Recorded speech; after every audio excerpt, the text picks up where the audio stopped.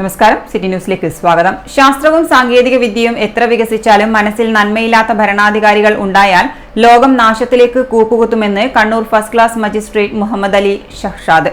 ഖിദുമ inspire മൂന്നാം മാച്ചിന്റെ ഉദ്ഘാടനം കണ്ണൂർ ചേംബർ ഹാളിൽ നിർവഹിച്ച് സംസാരിക്കുകയായിരുന്നു അദ്ദേഹം. മനുഷ്യരുടെ ആത്മാർത്ഥമായ പ്രവർത്തനത്തിന് പരിണിതഫലമാണ് ഇന്നിവിടെ കാണുന്ന ഈ ജനസംഖ്യ.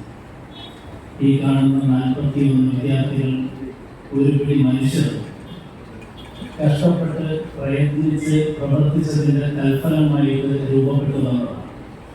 ഒരുപക്ഷെ കുറേ വർഷങ്ങൾ കഴിയുമ്പോൾ, ഒരു 20-30 വർഷങ്ങൾ കഴിയുമ്പോൾ ഇന്നത്തെ ഈ 41 വിദ്യാർത്ഥികൾ അവരവരുടെ ജീവിതത്തിൻ്റെ വിവിധ മേഖലകളിലും വിവിധ തുറകളിലുമായിട്ട് വ്യാപൃതരായിക്കൊണ്ടിരിക്കുമ്പോൾ അവർ വീണ്ടും ഒരുപക്ഷെ ഒരു തെറ്റുനിന്നുണ്ടായിരുന്ന വന്നേക്കാം.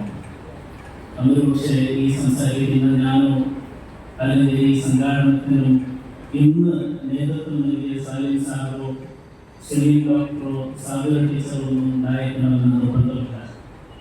പക്ഷെ അന്ന് നിങ്ങൾ പറയുന്ന ഒരു വാക്യം, അന്ന് നിങ്ങൾ 2024 സെപ്റ്റംബറിൽ ചേംബർ ഓഫ് കൊമേഴ്സിന്റെ ഹാളിൽ സംഗമിച്ചിരുന്നു എന്ന് പറയുന്നു. നിങ്ങൾ പറയും, ഇൻസ്പയറിന്റെ ഈ ചാപ്റ്ററിൽ, ഈ ഒരു പരിപാടിയിൽ, ഈ ഒരു പ്രൊജക്റ്റിൽ നിങ്ങൾ ഭാഗവാക്കായതുകൊണ്ട് നിങ്ങളുടെ ജീവിതത്തിന്റെ ദിശ തന്നെ മാറിപ്പോയിരിക്കുന്നു എന്ന് നിങ്ങൾ പറയും.